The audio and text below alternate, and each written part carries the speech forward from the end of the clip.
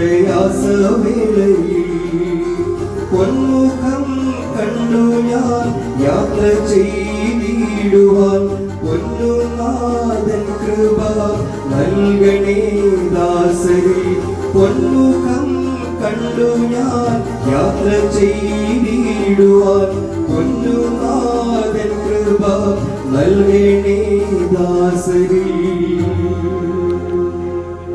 മഹത്വമുണ്ടാകട്ടെ. ഇന്നത്തെ പ്രഭാത ധ്യാനത്തിനായി 47-ാം സങ്കീർത്തനം 1-ാം വാക്യം. സകല ജാതികളുമായുള്ളവരെ കൈകൊട്ടുവീൻ, ജയഘോഷത്തോടെ ദൈവസന്നിധിയിൽ ആർക്കുവീൻ. ദൈവത്തെ സ്തുതിക്കേണ്ടത് ഒരു പ്രത്യേക ജനതയോ സഭകളോ മാത്രമല്ല. ദൈവം സൃഷ്ടിച്ച എല്ലാവരും അവനെ സ്തുതിക്കണം. നമ്മുടെ ഭാഷയോ സംസ്കാരമോ ദേശമോ എന്തായാലും ദൈവം ഒരുവൻ മാത്രമാണ്. അതിനാൽ എല്ലാവരും ചേർന്ന് ദൈവത്തെ മഹത്വപ്പെടുത്തേണ്ടതാണ്. ദൈവത്തിൻ്റെ സന്നിധിയിൽ നാം വരുമ്പോൾ മൗനമായി നിൽക്കേണ്ടവരല്ല, ഹൃദയം തുറന്ന് അവനെ മഹത്വപ്പെടുത്തണം. വചനത്തിൽ കൈകൊട്ടുവിൻ എന്നും ആനന്ദഘോഷത്തോടെ എന്നും രേഖപ്പെടുത്തിയിരിക്കുന്നു. ദൈവമാണ് നമ്മെ രക്ഷിച്ചത്, അവനാണ് നമ്മെ അനുഗ്രഹിച്ചത്, അവൻ ഇന്നും നമ്മോട് കൂടെയുണ്ട്.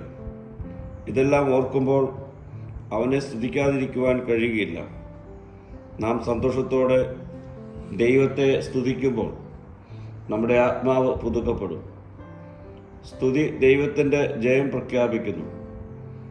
നാം ദൈവത്തെ സ്തുതിക്കുമ്പോൾ ശത്രുവിന്മേൽ ജയം പ്രാപിക്കുവാൻ നമുക്ക് കഴിയും.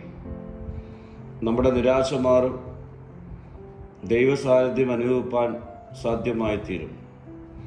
സ്തുതി ഉയർന്നിടത്ത് ദൈവത്തിൻ്റെ ശക്തി പ്രവഹിക്കും.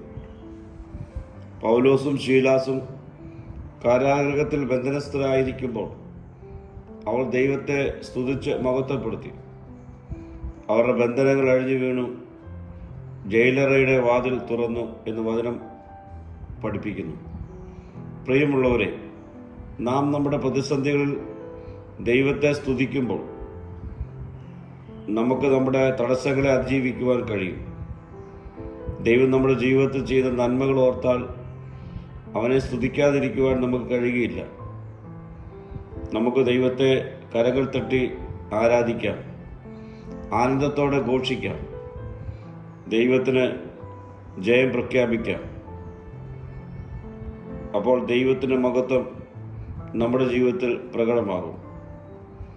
പ്രാർത്ഥിക്കാം. കർത്താവേ, നിന്നെ മഹത്വപ്പെടുത്തി നിന്നെ ആരാധിക്കുവാനുള്ള കൃപ ദിനം പ്രതി എനിക്ക് നൽകണമേ. മഹത്വം നീ എടുക്കണം. യേശുവിൻ്റെ നാമത്തിൽ തന്നെ. ആമീൻ.